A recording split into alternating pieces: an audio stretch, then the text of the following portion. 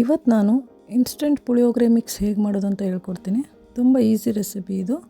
ಹಾಸ್ಟೆಲಲ್ಲಿರೋರಿಗೆಲ್ಲ ಮಾಡಿಕೊಟ್ರೆ ಈಸಿಯಾಗಿ ಒಂದು ಸ್ವಲ್ಪ ಕೆಟಲಲ್ಲಿ ಎಣ್ಣೆ ಕಾಯಿಸ್ಕೊಂಡು ಅದನ್ನ ಹಾಕ್ಕೊಂಡು ಮಾಡ್ಕೊತಾರೆ.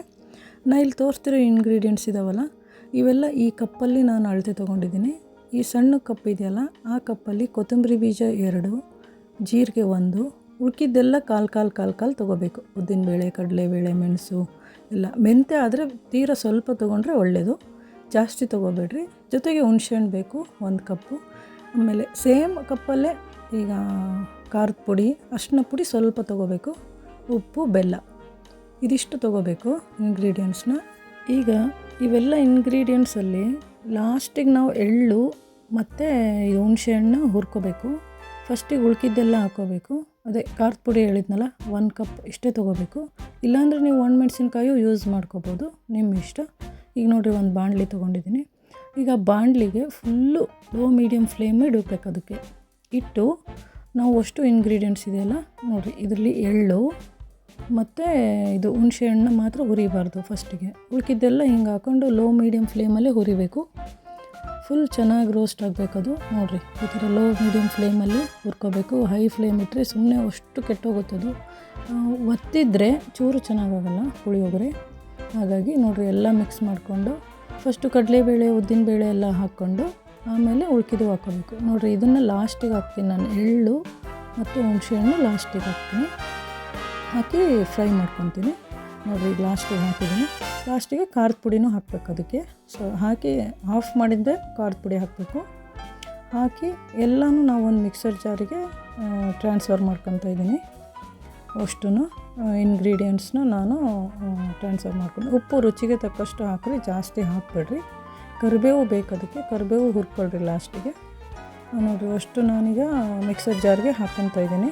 ಅಷ್ಟು ಈ ರೀತಿ ಕ್ಲೀನಾಗಿ ಫ್ರೈ ಆಗಿರಬೇಕು. ಈಗ ಲಾಸ್ಟಿಗೆ ಹುಣಸೆಹಣ್ಣು, ಕರಿಬೇವು, ಎಲ್ಲ ಉಪ್ಪು ಹಾಕಬೇಕು. ಫಸ್ಟಿಗೆ ಉಳ್ಕಿದ್ದೆಲ್ಲ ಪುಡಿ ಮಾಡ್ಕೊಂಡಿದ್ದೀನಿ ನೋಡಿರಿ, ಈ ಥರ.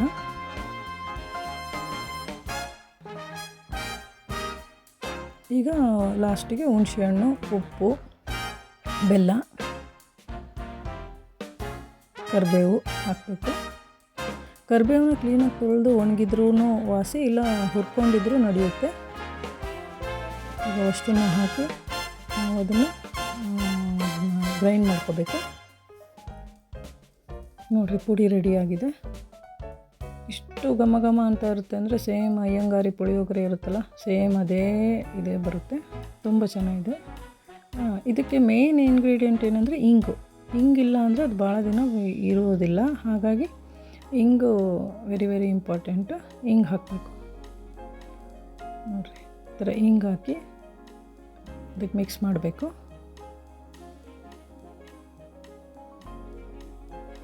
ಈಗ ಒಂದು ಬಾಣಲಿ ತೊಗೊಳ್ಳಿ. ಬಾಣಲಿ ತೊಗೊಂಡು ಎಣ್ಣೆ ಹಾಕಿ ಲೋ ಮೀಡಿಯಮ್ ಫ್ಲೇಮಲ್ಲೇ ಸ್ವಲ್ಪ ಶೇಂಗಾ ಬೀಜ ಅಂದರೆ ಕಡಲೆ ಬೀಜ ಹಾಕಿ ಫ್ರೈ ಮಾಡ್ಕೊಳ್ಳಿ. ಅದಕ್ಕೆ ಸ್ವಲ್ಪ ಕರಿಬೇವು ಹಾಕಿರಿ.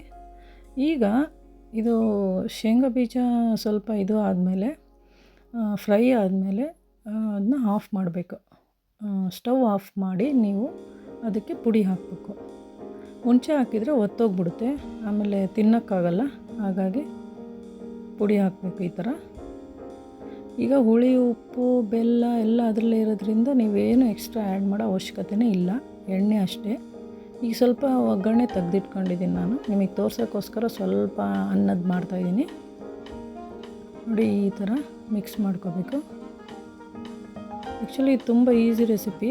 ಈಗ ಹಾಸ್ಟ್ಲಲ್ಲಿ ಈ ಥರ ನೋಡಿ ತೆಗೆದಿಟ್ಕೊಂಡಿದ್ದೀನಿ.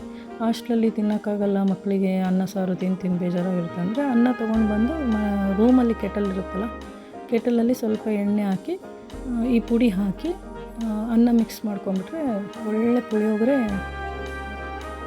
ತಿನ್ಲಿಕ್ಕೆ ಸಿಗುತ್ತೆ. ತುಂಬ ಚೆನ್ನಾಗಿರುತ್ತೆ. ರುಚಿ ಅಂದರೆ ತುಂಬ ಚೆನ್ನಾಗಿರುತ್ತೆ. ಒಂದು ಸಲ ಟ್ರೈ ಮಾಡಿ ನೋಡಿರಿ. ಮೆಂತ್ಯ ಆದರೆ ಸ್ವಲ್ಪ ಹಾಕ್ರಿ ಅಷ್ಟೇ, ಭಾಳ ಹಾಕಬೇಡ್ರಿ, ವಿಷ ಆಗುತ್ತೆ. ಉಪ್ಪು, ಹುಳಿ, ಬೆಲ್ಲ ಒಂದು ಕ್ಲೀನಾಗಿ ಹಾಕಿ.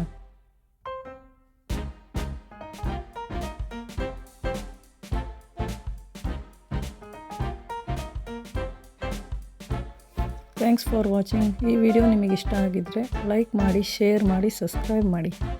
Thank you.